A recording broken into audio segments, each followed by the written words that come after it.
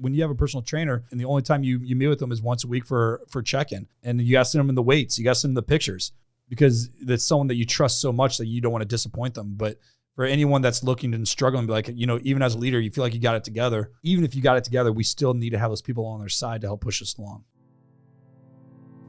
On this episode of A Call to Leadership, I asked the questions around being overwhelmed in business, floundering, feeling like you're suffocated. It happens to so many of us, and it is debilitating. It can take us right out of the game, but it's not ever final unless we give up. I've invited an expert in this area, J.R. Spear, who has faced almost insurmountable odds and overcome. I can't wait for you to listen in. I'm Dr. Nate Sala, and this is A Call to Leadership.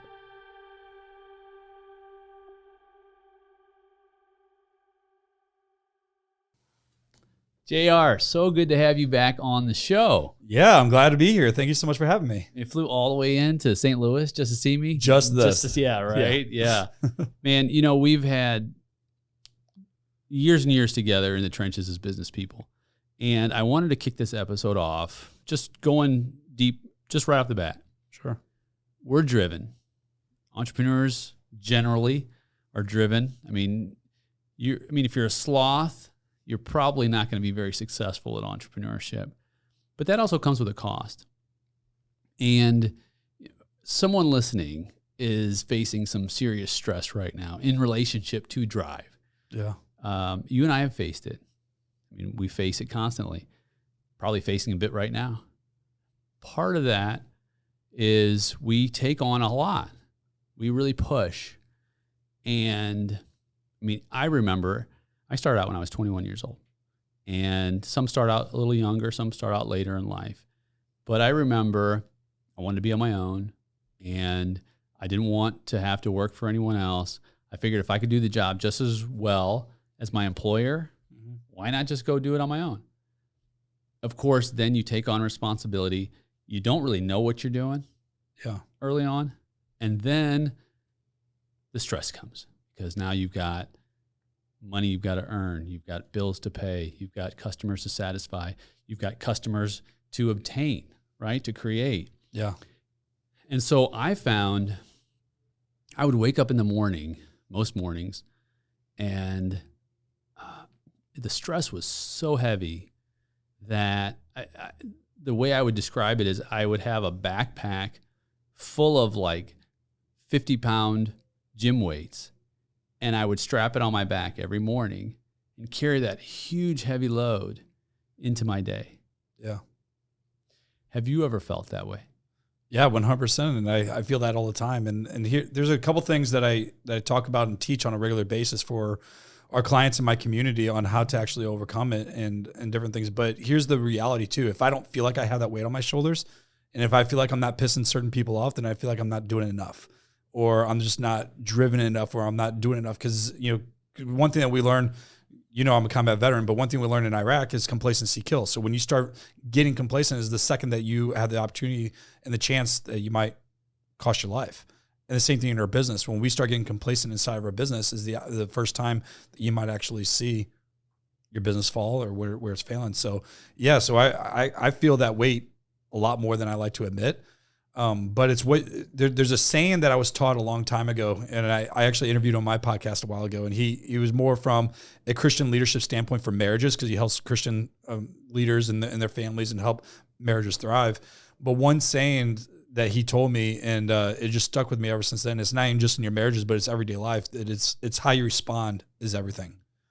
And so when you're responding to your spouse, you're responding to your friends and relationships or clients or whatever it may be, it's the way that you respond is everything. We can either choose to allow that weight to carry on and put a negative reaction to us throughout the day, or we can choose to come in with a good attitude and really get out there and help solve problems and help make it a better day.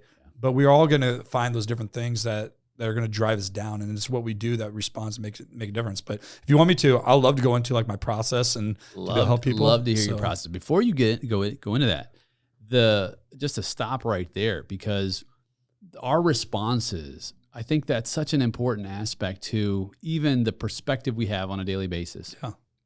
Because we have a choice. You said that, we choose.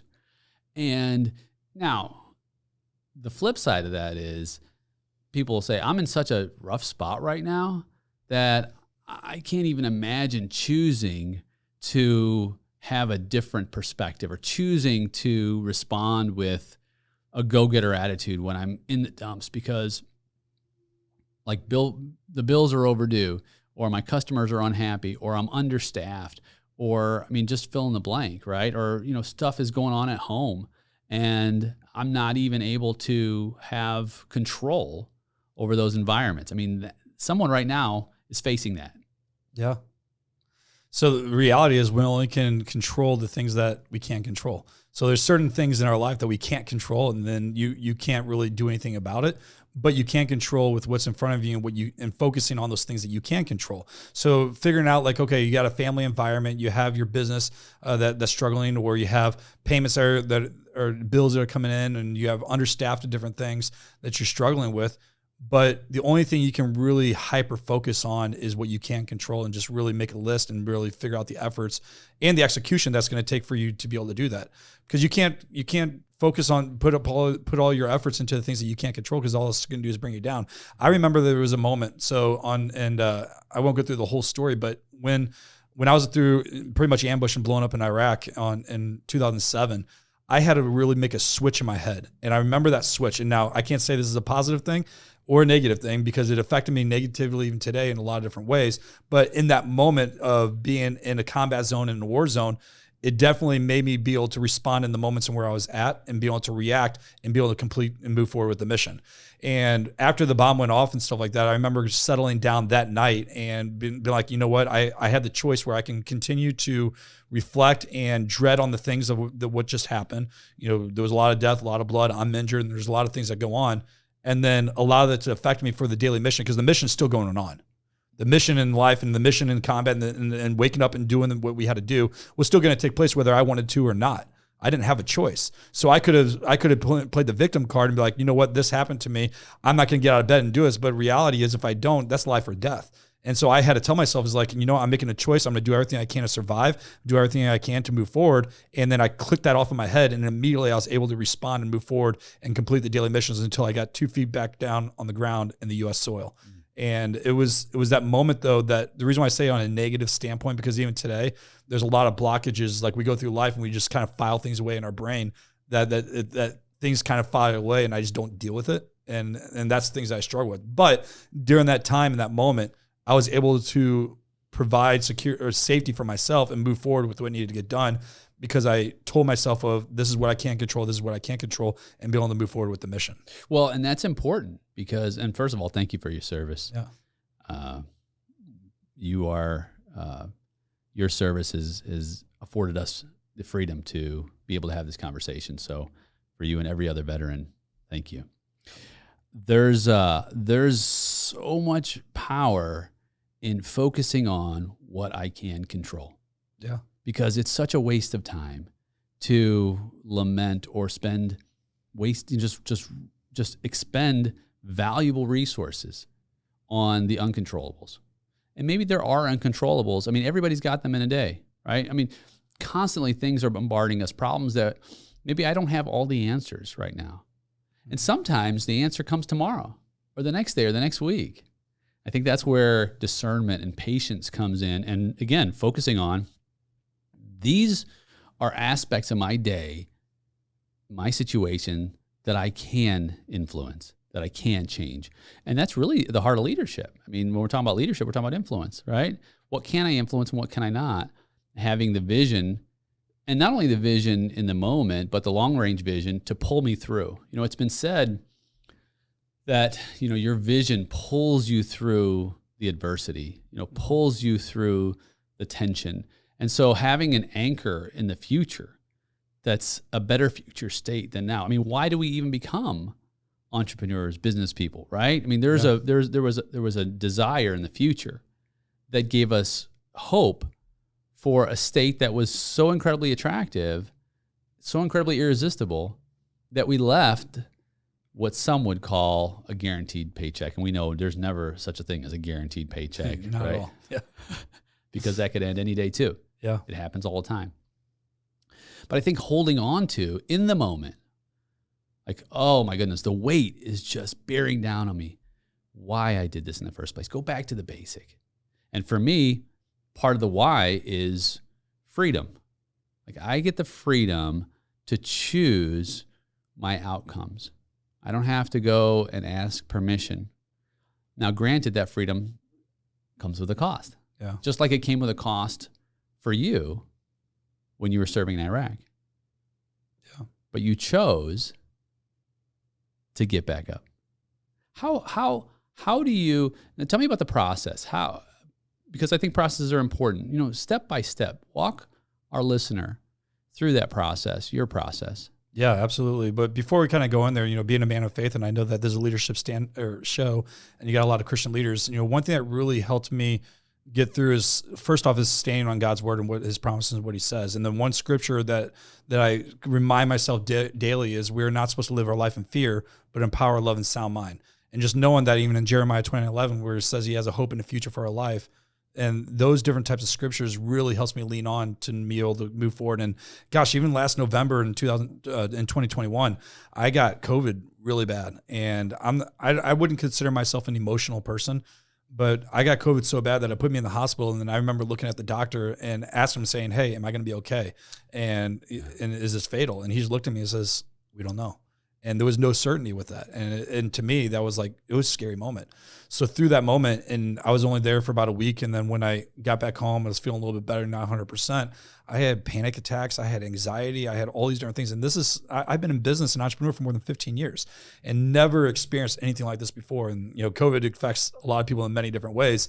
But going through all that, it was God's scripture and His word and His truth that actually helped me lean on. So for me, having the faith and having the purpose driven for that definitely helped pull me through. But so that's the first step that I always do. But whenever I'm talking to my clients and going through this, and the first piece of our foundations is always understanding your mission. Because almost like what you said, and understand the vision and where you're going to go. If you don't know your destination, you don't know how vision, you don't know where you're going to go, you're ultimately setting yourself up for failure. But there's three pieces to when it comes to creating that mission and making sure you're staying focused to allow you to stay driven even through those most difficult times. And before I kind of dive into one of that, but the first step is honestly understanding your purpose. And the reason why I say that, because when a veteran gets out of the military and they take that uniform off and they're not really told what to do, their days aren't structured or anything like that, and they're like, what am I doing now? Even if they have a lined up job of what they need to do, you take out that uniform, there's a sense of pride that just got left. There's a lot of piece of you that just got left. And why is suicide so high in amongst veteran community? And not even just veterans, but just in society nowadays. But I'm just going to use veterans because that's what I can relate to. But veterans, you know, they say 22 veterans die per day due to PTSD. And usually I think PTSD usually happens not just from the trauma, but due to lack of purpose of why they why they commit suicide. Because they lost of who they are. They don't have that purpose to drive them. And so I always tell all of our clients, is like, you got to find that purpose to figure out who you are and why you're doing what you're doing in the first place, because that's the one thing that's going to keep that fire burning and getting you to show up every single day to complete that mission. Because if you don't understand, if that fire and that why and that purpose isn't getting you out of bed, and it's easy for you to hit snooze, it's easy for you to say, hey, I'll push it off till tomorrow. It's easy for me to be like, oh, I'll get to it when I have time. Then your purpose and your why is not big enough. And you need to really dig deeper to figure out what that is, because your purpose and your why needs to be so big that you don't hit that snooze. You get out of bed. You go train for that marathon that you're preparing for. You go out there and you start building that business that you need to build, because you're going to provide for your family, and you're the only breadwinner inside of your family. So when people say, hey, I know my purpose, I'm going to tell you, you're fooling yourself and you're telling yourself a lie, because if you're able to not show up to a call, you're able to not get out of bed to do what you got to do, then your purpose is not big enough. And there's someone that I follow. He's a pretty big influencer in the fitness space. His name's Bedros Keuilian. And he's the founder of Fit Body Bootcamp, one of the biggest fitness franchises in the world. And so he's internationally. And I had the opportunity to meet him several different times in person and talking to him. But he always says, and this is kind of where I learned the style of understanding your purpose and the drive. But he says he started Fit Body Bootcamp even through a massive recession. So, but he said, like, his why and his purpose was so big enough that if he didn't show up to do what he was going to do, he was going to go home and find his kids and his family all murdered cold blood on his floor. And that's what made him get out of bed even strong enough to be able to do what he does. And that's why he was able to build that franchise, even through a recession when people said that everyone's going to fail. So if your purpose isn't that big enough, then you need to rework it. The second piece that you need to really work on when it comes to giving you that drive is your identity. Because it's one thing to know your purpose and your why, but now you got to really think about, what do you want people to think of you when they think of who you are, when they see your name, when they see your face and who you are. That's really, really big. And I went through multiple different identities in my life. And the identity that you have today or what you had yesterday doesn't have to be an identity tomorrow. So growing up, my identity was always being Karate Kid. I grew up in martial arts since I was like 3 years old, started teaching when I was 12 years old. But even going through high school, that's what everyone knew me as. Out of high school, I went in the military, and everyone knew me as the RP, which stood for Religious Program Specialist. I was security for the chaplain, but that was my identity. In the military, you're identified by the rank on your collar and the job that you do. That was my identity. When I got out of the military, I had no identity. And I actually went through major anxiety and panic attacks at several different times. And there was one time that I was going to a music, it was a Christian college. I was part of the worship team. And we did an event downtown St. Louis, and I was going to leave. And I remember standing in front of the parking garage, and I was about maybe 20 feet away from my car in the parking garage, and no one else is there. But I couldn't get up to my vehicle. Like I immediately had an anxiety attack and panic attack, and was just scared. First off, I was terrified that my car was going to blow up if I walked up to it. Second off, I thought I was going to either hit an IED on the side of the road, so that was terrifying. But the next thing is, like, I didn't know who I was. So yes, I was part of the worship team and I was doing all these different things, but I remember at that moment I was thinking, it was like, who in the heck am I? Like I'm just going around doing different things and doing the things that I enjoy doing, but I don't really have an identity for myself. So I would go from being Mr. Karate Kid to being, being the RP in the military. And then now I'm just going to college. And when you're going to college, you're just kind of fly on the wall. No one really sees you as someone else. And that's when I started my first business, which was a martial arts school. I leaned on what I knew. I knew what was easy, and that's what I wanted to go do. So I started doing martial arts, and through martial arts, I found my love for fitness even more. And yes, I loved fitness even in the military, but I found myself that people were coming to me on helping them lose weight and stuff like that. And I had a lot of people that identified me as Mr. Fitness, and built a massive business in 3 years. I ended up being in 3 different cities and did extremely well with it, building a huge team, tons of classes, and just loved it. And I always kick myself in the face for not continuing with that. But when we moved to Virginia in 2016, I decided to close those doors and pursue more consulting and helping other small business owners. And of course, I had other jobs in the middle while I helped with that transition, did a lot of sales and everything like that. But you have to figure out what the identity is. And you can go through different transitions and different stages of your life to really, and it doesn't have to be the same thing all the time. But if you want to figure out, like, how do you get through these difficult times? How do you get through the times where, man, I'm struggling, I don't know what I'm going to do? You need to start with your purpose. Then you got to go to your identity. And the last piece is your destination. Before you get there, what you've touched on is, it's like they're so foundational. And on some level, people say, well, it's so basic and it's so easy, but it's so important and so profound. I mean, the whole idea behind having a sense of purpose is meaning making, purpose and meaning making, and making meaning out of our lives. What are we here for, right? And that gives us value. We're social creatures, and moving into that next phase of identity. I mean, there's an old Latin phrase, "Noce te ipsum," which means know thyself, right? This is like not new, but but you can see that throughout history, these have been essentials to progress. And it reminds me, you said, knowing your identity helps you through struggles. It reminds me of a quick story I wanted to share before you move into your next point. You and I have done triathlon together, and triathlon's not easy. You swim, and then you cycle, and then you run. Some people do one. Triathletes do all 3. And then, of course, there's different levels of it. There's a sprint, and then there's an Olympic. And then, of course, the sprint's not, you don't really sprint. I mean, some people do, but most of us we run and so on. And then, of course, want to get through it. We just want to get through it, right? And then there's the Olympic distance, and then there's a 70.3, which is, it used to be called a half Ironman, but now it's called an Ironman 70.3, because if you can travel 70.3 miles without any propulsion in a day through swimming 1.2 miles and then cycling 56 miles and then riding your bicycle running 13.1 miles, people would suggest that on some level you are made of iron, if you will, right? So they consider those Ironman. Of course, then there's the full Ironman, which is double that. And having that experience, and like, I'm sure in some ways for you being in the military, having that experience prepares your mind, prepares your body, prepares your spirit, toughness. Right? And so, for example, when I'd have a very high challenge situation, whether it's working super late during my busy season in the wintertime and working till like 12, 1, 2 in the morning and just being exhausted, I would remember that, look, man, you're an Iron Man. Yeah. You can do this. And it would invigorate my spirit, my mind. And so when I share this with others who are considering, like, how do I prepare myself? Small victories. Build courage through establishing your identity in overcoming obstacles. And they don't have to be an obstacle in a specific zone, right? They can be an obstacle in any area of your life. But having the purposeful overcoming of those obstacles, i.e., in an event, not that you have to do a physical event. Maybe you can't do that, but you can do something else that's challenging to you and overcome that obstacle. It doesn't mean that you're the best. I would never come in first place in any of those events. And that wasn't my goal. There were athletes who were superior to me, and that's fine. But as far as my own preparation for establishing an identity as an overcomer, I think that was essential. And I think you've probably had some of those same experiences in life. Oh, absolutely.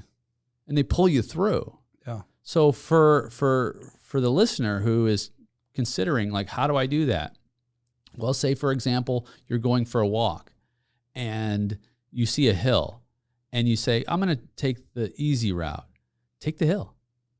Now, of course, don't hurt yourself.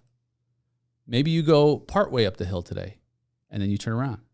And maybe you go partway a little further up the hill the next day and you turn around. And then you go almost to the end and you turn around and then you get to the very top, because every time you have a small victory, you can build your courage. Yeah. That's powerful. Yeah. It's so much better than just saying, I can never climb that hill. Yeah. There's a couple key pieces to that. And first off, it boils down to your commitment to it. So like you can't get out there and just run a marathon or do a triathlon or be an Ironman without committing, saying that you're going to want to do this in the first place. So you got to commit to the process, that you're saying, hey, I'm building that mental toughness, that this is what I want to do, and creating the steps. So there's that commitment that you have to make to yourself, that you're going to do whatever it takes to be there. And it boils down to your character as well. Like, are you someone that follows through with the things that you say you're going to do? Now, these are all foundational pieces that we learned from growing up, but kind of taking on the pieces that you do, like what you just said, is like you almost have to put yourself in uncomfortable positions to be able to get better at it. So even in business, like doing new things in business is uncomfortable. It is hard, but the more you do it, the easier it gets. It's just like riding a bike. The first time you ride a bike, you're terrified. And I'm thinking about my little kids. It's like, man, the first time they got on there and they start doing it, they're falling off. They're scraping their elbows, their hands, their knees and stuff like that. And then they're scared to get back on that bike. But once you keep getting back on the bike, and it becomes easier, and now they're pedaling, and now they're doing it by themselves, and now they don't need training wheels, or they don't need their dad carrying them along and holding their shirt, it becomes easier. They lose that fear because it becomes comfortable. So if you want to keep excelling and getting better at anything in life, whether it's going to be a race or family or in business, you got to put yourself in uncomfortable positions so that you can be better.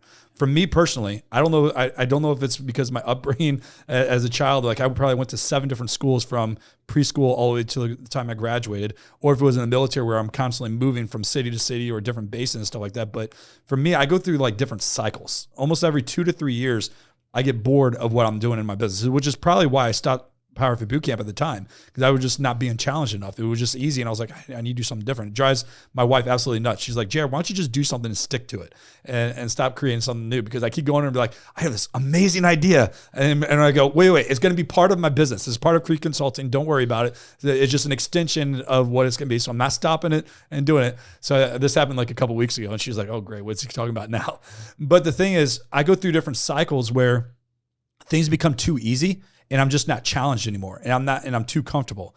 And for me to be excited about what I'm doing and keep moving forward and keeping that drive, I had to keep myself challenged in what I'm doing. So the way that I do that, instead of stopping the business when I start a new one all over again, I keep the business, but I create new offers, I create new experiences, I create new things of what I'm doing it to keep me challenged for what, for moving forward.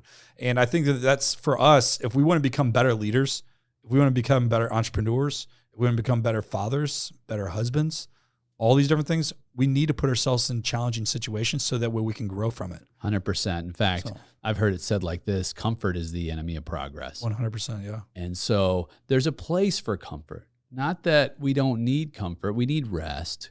We need that moment of peace. But I tend to look at it like this: if we're battleships, we're warships, they're safe in the harbor. Yeah. But that's not what we were built for. We were built for battle. Yeah.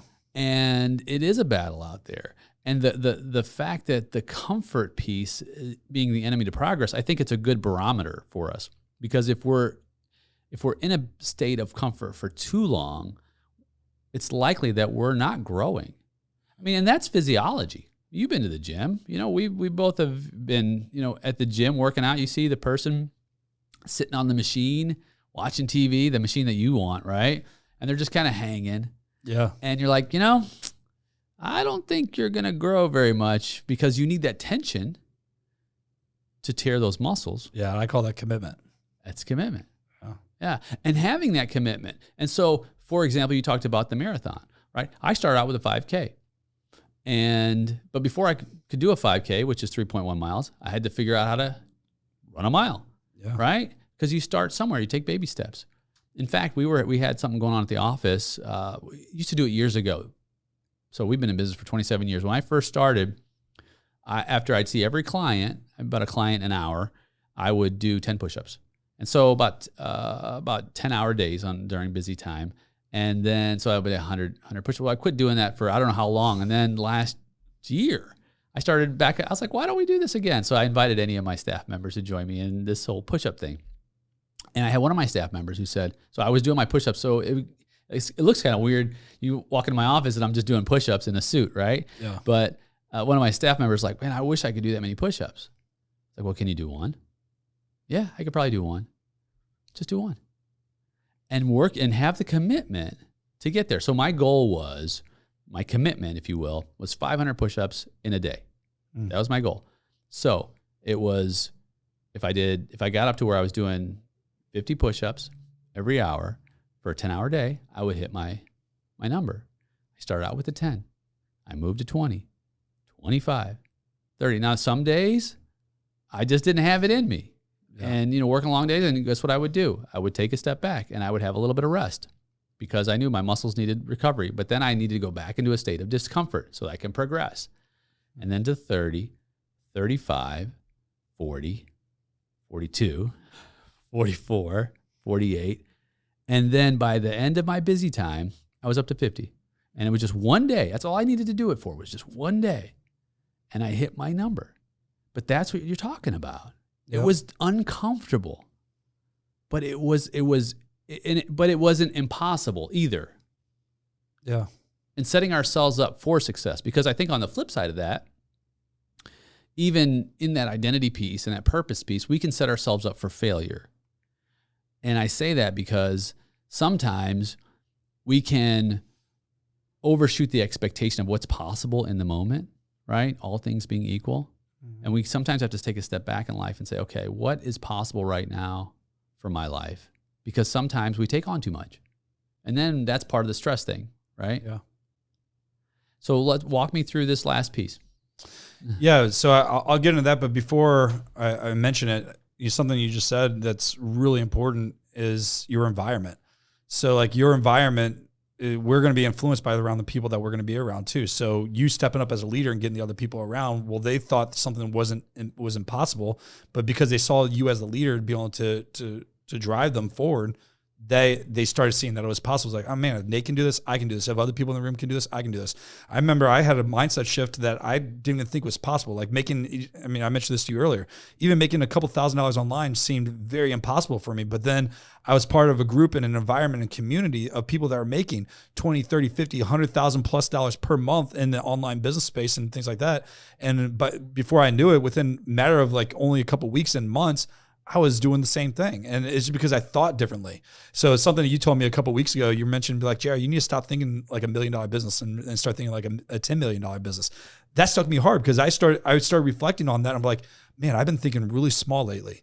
And I've been getting too comfortable in where I'm at in my business. I'm like, man, that was like a gut check. And for me, I was like, man, because I'm usually not that person that's thinking small, but it was eye-awakening for me. It's like, man, you called me out. It's like, I'm thinking too small. And because I'm thinking small, I'm too comfortable. And because I'm too comfortable, I realize I'm not in the environment around other people that are thinking bigger. And I'm thinking around people that are too comfortable in what they're doing. And I need to put myself in better environments. So that's something by what you said that definitely resonated that people need to hear. 100%. That's the same conversation around the marathon. If I'm only training for a 5K, which is your $1 million business, right? Yeah. Or maybe it's your $50,000 business, then that's all I'm going to go for, and that's all I'm going to do. But if I'm training for a marathon, 26.2 miles, guess how much faster that 5K comes and goes? In fact, that happened to me. When I was always training for 5Ks, I was like, okay, I got my 3.1 miles in, woo, I'm good, right? And I was like, well, what if I train for a marathon? That 3.1 miles came so much faster. It was like a warm-up. It was a warm-up. That $1 million business is now a warm-up to you. Yep. Because the $10 million business is really your marathon. Yep. And who knows? Who knows? And maybe it's not, maybe that's not your number. Maybe it's not necessarily just the revenue of the business, right? I mean, that's just one piece of it. But maybe it's client satisfaction. Maybe one referral for every client I have is my goal, because maybe we say, well, if I got one referral out of 10, I'm happy, right? That's that 5K, right? Go for the marathon. 1 out of 1. What do I have to do for every single client to be so incredibly satisfied they become a brand advocate, that they become, what do they call them? Raving fan, right? And then they are referring, every single one is referring someone. That's the marathon approach. Yeah, 100%. So kind of getting to the last piece of the being mission focused is the destination. So you first know your purpose, then you know your identity, and then you got to know your destination. And there's 3 elements that I tell people about, like, how to actually figure out that destination. One is financial. So we got to know financially as an entrepreneur. Now you have to understand my audience, majority of them are all entrepreneurs. So that's why I say, okay, we got to have a financial goal of what that is. But just like what you say, it could be anything. It could be running that marathon or whatever it may be. But for this example purposes, you got to know your financial goal. Where are you going? What do you want to achieve for there? The second piece is the culture that you want to build for your business. And then the third piece is going to be more community. So your community is more of your environment, and your culture is going to be more like the vision and what you want to establish for your clients, and more mindset thinking. So, and what, like, almost like the attitudes and the type of people you want to bring into your community and things like that. Whereas the community is the whole. So when you're thinking about the destination, you got to know financially, you got to know culturally that you want to create, and you got to know your community. And here's the other thing too. That's all part of your vision when you put all these pieces together. But then you got to, once you nail that down, you have to own it and you have to protect it. It's really easy to bring a client into your community that is nothing but toxic and venom. And when you bring that toxicity and that venom into your community, it's going to spread like a wildfire. If you bring in an employee that brings in that toxic and that venom, it's going to spread like wildfire. So you have to protect that vision and what you want to create in that community and the culture and everything that goes down to that mission, and making sure that you're hyper-focused and you stick to it, and don't allow other people to come in that is going to bring it down. 100%. In fact, when you talk about that, that's also a role of leadership, is protecting the best fit for the organization, because part of authority is it's an exchange. And someone listening has heard me say this before, that authority is an exchange, basically security for obedience. Mm-hmm. So I will give you security to operate at your best possible level in this environment, whether it's a customer, a client, whether it's an employee, any stakeholder. In exchange for obedience is what we call it, or this is our mission, this is our vision, these are our values, and these are the steps we're going to take as a team to reach that. Yep. And it's an agreement. And when it's breached by a leader who perhaps compromises the commitment and allows a toxic relationship to enter, which becomes cancerous, as you said, then the contract is broken. Yep. And it's an unwritten contract usually. I mean, most people don't talk in those terms, but it's implied.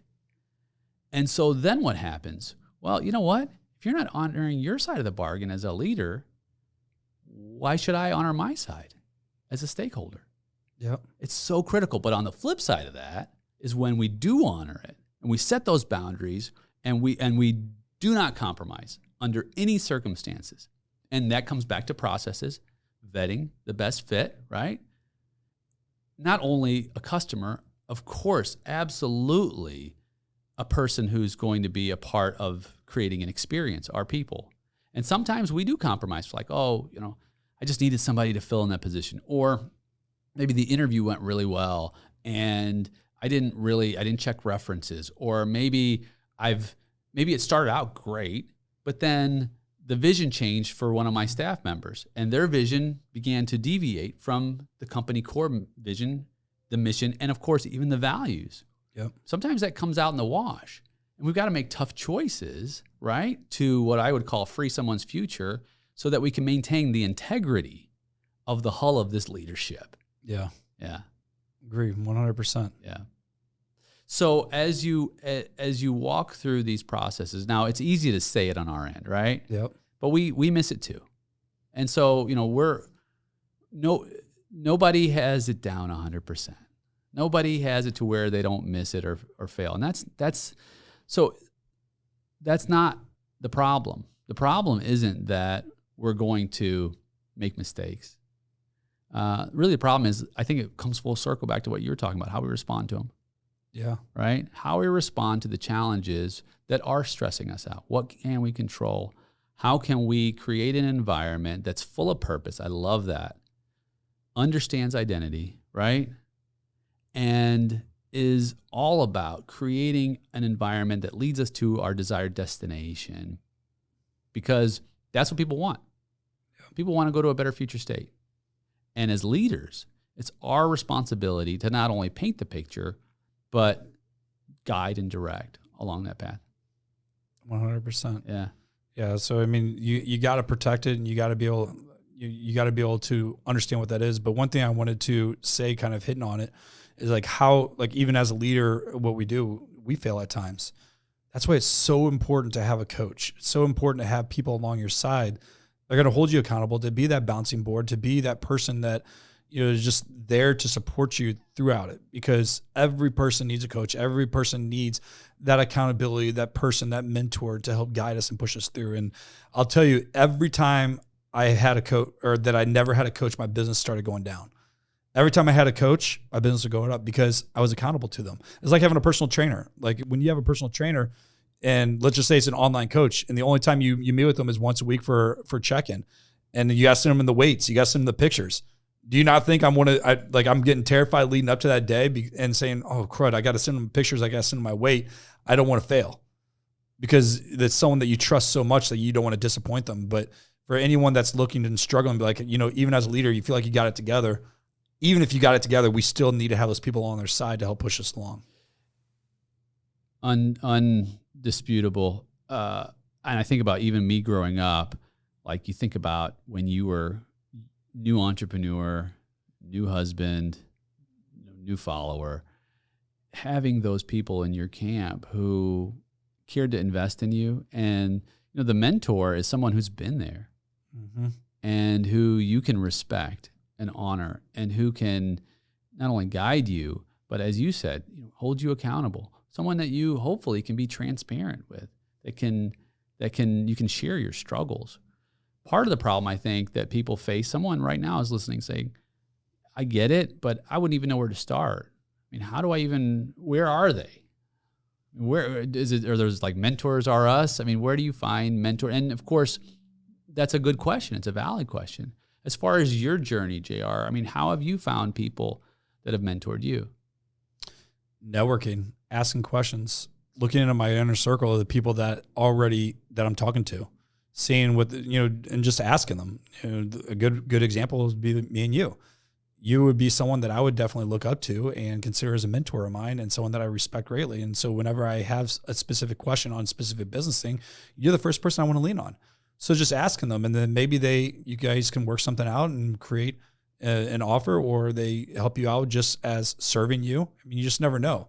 That's a great place to start, but there's other places that you can kind of dive into, and your network is so important. So I always tell people, if you're not networking and getting out there and meeting people, especially as an entrepreneur, then you need to start there. And there's a chamber of commerce in every single community in the country. Go visit some Chamber of Commerce events. Go visit some BNI events or whatever it may be. See who the people are in there. See what people do. Ask them questions of who's helping you with your business. Find someone that is a competitor of yours. Be friends with them and ask them who's helping them along the way. And then you just kind of, and for me, it's like praying that God brings the right people in your world. So just being able to attract those right different people. And then once you do, honestly, it's just a matter of asking people questions. Like when you go networking, ask where other people are, where else are they networking at? And that's going to put you in the environment of people that are probably seeking help and success in their business. Yeah. And some people may be nervous about that because someone might say, oh, I couldn't even get the courage up to ask for help or to network and all that. But at the same time, you don't have to actually ask for help necessarily. You simply explain where you're at and where you're going and that you respect someone and you love to hear about their story. Mm-hmm. You see, potential mentors love to share about their story because there comes a point, not everyone, because some people just don't want to be bothered, but you don't want that person as your mentor anyway. Exactly. You want somebody who cares and who's ready to pass on the wisdom, ready to pass on the knowledge and the experience and share it with somebody who is motivated and who has, I tell my son this, attitude plus aptitude equals altitude, right? Someone who has the aptitude, which is the ability, and that doesn't mean you have the ability right now. It just means that you have the potential. The attitude is, I have a winning attitude. It doesn't mean I'm not down. There's times when we're all down, but that I will get back up, that I will do whatever it takes, as you stated, that I have a solid moral compass, that I'm going to do the right thing the right ways. And then you're like, well, that person's trajectory, I want to invest in them. Mm-hmm. But it comes around, like you said, conversations, having conversations and just sharing. I'm in this place. I love talking with, especially that next generation of entrepreneurs coming up or leaders, young leaders. And I mean, anywhere from like the teenager all the way, through their 20s and into their 30s. To just, hey, what's going on with you? Oh, I'm doing this in my business. I'm going with this, and I just got married, and I just have a kid, and things like that. And boy, I'm struggling with this. What's your perspective? What's your story? Oh, love to share. Let's grab a coffee. Let's get on a Zoom call, right? And you'd be surprised how many people are willing to invest in you if you're willing to invest in yourself. 100%. Yeah, starts right there. Yep. So you don't have to be, you're a pretty outgoing guy. I'm outgoing too, right? We're both pretty extroverted. So for us, maybe conversations come easier. We thrive on conversations and interactions, but some aren't. But let this be maybe a gentle nudge that you don't have to be. So here's a quote that I tell everyone, and it's my quote, so you can make a meme out of it if you like. But confidence comes with clarity. So the more clear you are in your message and your purpose and what you're going into, the more confident you're going to be in who you are. And that's going to help speak volumes whenever you start speaking to people. So start there. If you have a hard time talking to people because you don't know what to say, start figuring out what your message is and who you are and what you even want to talk about. And that's going to give you the confidence that you need. So confidence comes with clarity. Be clear on your message and your offers and what you have to present. And then you're going to gain more confidence over that. And the other thing, it boils down to, like we said before, taking small steps and just start trying and just talking to people and start with your inner circle of people that you're comfortable with. And then start those one-on-one conversations. Start asking certain questions that you normally wouldn't ask. And when you start doing that, the more you open up your mouth, the more you start speaking, the more you communicate, the easier it's going to be. Yeah. And then it's going to be easier when you get into more challenging environments. I love the way you described that, especially just hanging on this concept of our peer group, our community, our environment plays a huge part in our development. Yeah. And I've heard it said like this: show me your friends, I'll show you your future. There you go. It's powerful, man. Yeah. And so I think we need to take inventory on a regular basis of our surroundings, our communities. Are they people who will build us up rather than tear us down? And I don't mean tear us down. I mean, there's people who will tear you down before they build you up, but not from the perspective of trying to hurt you, but get rid of all the junk in your life, right? That's part of the mentorship. But we're talking about tearing you down in terms of hurting rather than helping you. Yeah. We want those people eliminated from your life, right? But that's part of the clarity piece, right? So clearly, this is I love that piece, because if you can succinctly create a clear message, 1 to 2 sentences of your purpose, your identity, where you're going, right? I mean, these are foundational. and be able to articulate that. Again, as JR, you said, this builds your confidence and your, also I would say your commitment to following through to it.